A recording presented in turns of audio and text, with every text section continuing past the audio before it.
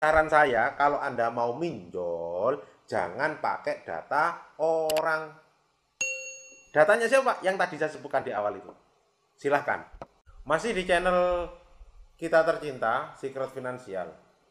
Pada kesempatan ini saya akan berusaha menjawab pertanyaan yang dilontarkan teman-teman sekalian pada video saya yang terdahulu. Ini ada satu pertanyaan. Pak, teman saya mengajukan pinjaman online pakai data palsu. Tapi cair, terus dia mau gagal bayar. Bagaimana tuh Pak urusannya? Apakah bakal kena pidana karena melakukan pemalsuan data? Terima kasih. Terima kasih juga sudah merespon video saya. Teman-teman sekalian, gini loh.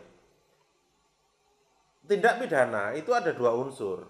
Pasal 263 itu barang siapa yang melakukan pemalsuan surat, dokumen, di mana hal itu menimbulkan kewajiban atau hak dalam rangka mencari utang, membebaskan utang dan sebagainya. Buka aja nanti di Google pasal 263. Unsur subjektifnya adalah adanya satu tindakan. Tindakannya kan sudah pasti tadi, memalsukan data. Nah, tetapi sejauh mana data ini dipalsukan?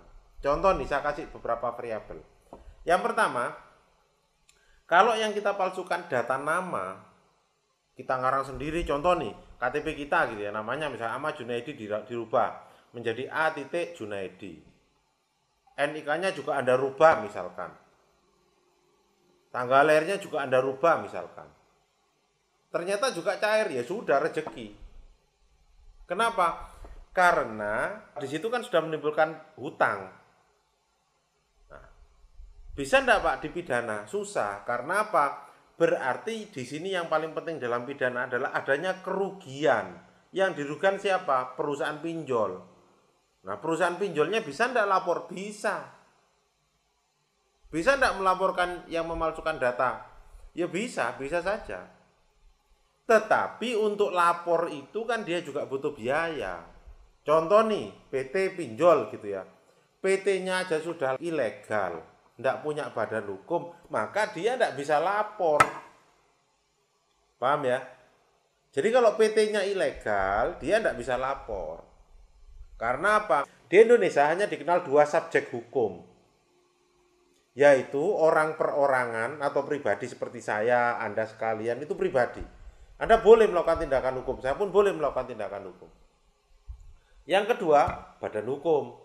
Badan hukum seperti apa Pak? Contoh, karena dalam konteks pinjol, pinjaman online ya, maka yang bisa melakukan laporan ke kepolisian adalah badan hukum, yaitu di Indonesia dikenal dengan namanya PT atau koperasi. Sementara ketika itu ilegal, dia tidak punya badan hukum, berarti dia tidak bisa melaporkan Anda sekalian, meskipun data yang Anda pakai itu adalah palsu. Paham ya? Lain halnya ketika yang Anda palsu adalah punya teman Anda sendiri, yang Anda pakai untuk minjol. Nah, beberapa waktu yang lalu saya kedatangan seorang pelaku pinjol, di mana ketika dia mengajukan pinjaman online, dia memakai data temannya. Parahnya, pinjolnya banyak sekali, ada yang legal maupun ilegal. Ketika itu legal, maka berarti masuk ke BI checking atau data slip.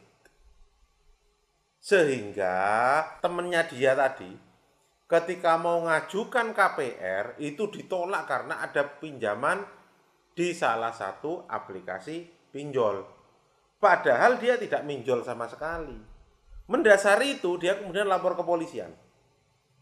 Polisian melakukan investigasi, ternyata temen dia yang pernah dia pinjemin KTP itu make datanya untuk dipergunakan pinjol.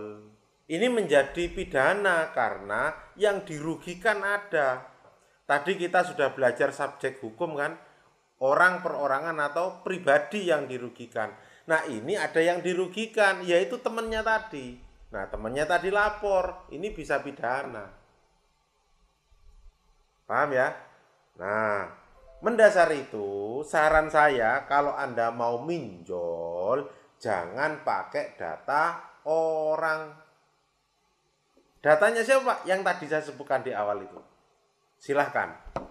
Demikian, saya jawab pertanyaan tadi tentang bagaimana gagal bayar kalau pakai data palsu atau fake. Terima kasih.